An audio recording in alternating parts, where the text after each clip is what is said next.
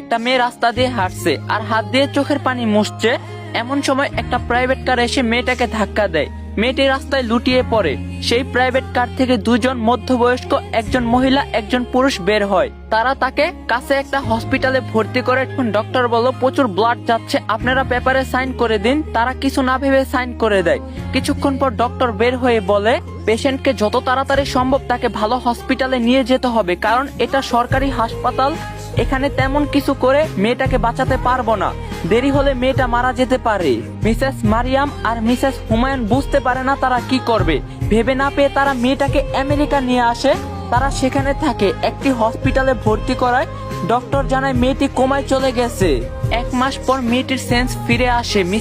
Mrs মারিয়ামকে খবর দেওয়া হয়, তারা আসে। মরিয়ম মেয়েটিকে উদ্দেশ্য করে বলে, তুমি ঠিক আছো? কে তুমি? কি নাম তোমার?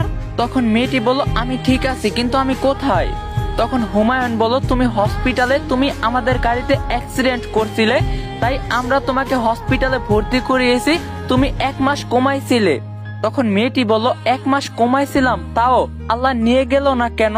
তাহলে তো আর আমার বাবা মাকে কষ্ট পেত না। মেয়েটির মুখে এমন কথা শুনে তারা অবাক হয়ে কি হয়েছে জিজ্ঞাসা করলো। তখন মেয়েটি বলল, আমার বাবা মা আমার মতো একটি মেয়ে খুশি না, তাই আমি বাসা ছেড়ে চলে এসেছিলাম। সামান্য রেজাল্ট খারাপ হওয়ায় তারা আমাকে অনেক খারাপ খারাপ কথা বলছে। এমন কথাও বলেন আমি মরে গেলে তারা অনেক খুশি। তখন মরিয়ম বলল, এমন কথা বলে না মা, সব বাবা মা তার সন্তানকে অনেক ভালোবাসে, তারা ভালো চায়। তখন মেয়েটি বলল, সব বাবা মা এক হয় না। তখন মারিয়াম বলল, আচ্ছা ঠিক আছে, আজ থেকে তুমি আমাদের সাথে থেকো। কেমন? আমাদের কোনো সন্তান নেই, তুমি থাকলে খুশি হব।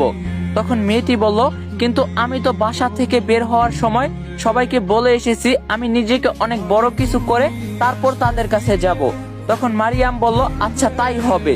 তারপর তারা মেয়েটিকে তাদের বাড়ি নিয়ে যায়। তখন মেয়েটি বলল, আচ্ছা বাংলাদেশ এত উন্নত হলো কবে? আর এটা বাংলাদেশ মনে হচ্ছে না। তখন মিসেস মরিয়ম হাসলেন আর তখন বললেন, আরে এটা আমেরিকা পাগলি। তখন মেয়েটি বলল, ও আচ্ছা, কি বলেন?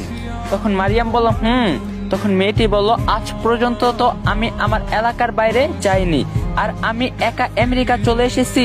তারা মেয়েটিকে স্কুলে ভর্তি করিয়ে দিল ক্লাস 9-এ। মেয়েটিকে তাদের অনেক পছন্দ হয়েছে, অনেক ভদ্র স্বভাবের মেয়েটি। হঠাৎ একদিন মেয়েটি বলল, আচ্ছা আপনাদের কোনো ছেলে মেয়ে নেই কেন? তখন মারিয়াম বলল, আল্লাহ সব দিয়েছে, কিন্তু মা হওয়ার তৌফিক দেয়নি, তাই। তখন মেয়েটি বলল, আচ্ছা তাহলে আজ থেকে আমি আপনাদের মাম্মি পাপ্পা বলবো, আপনারা কিছু বলতে পারবেন না। তো তাদের দুজনের চোখে পানি চলে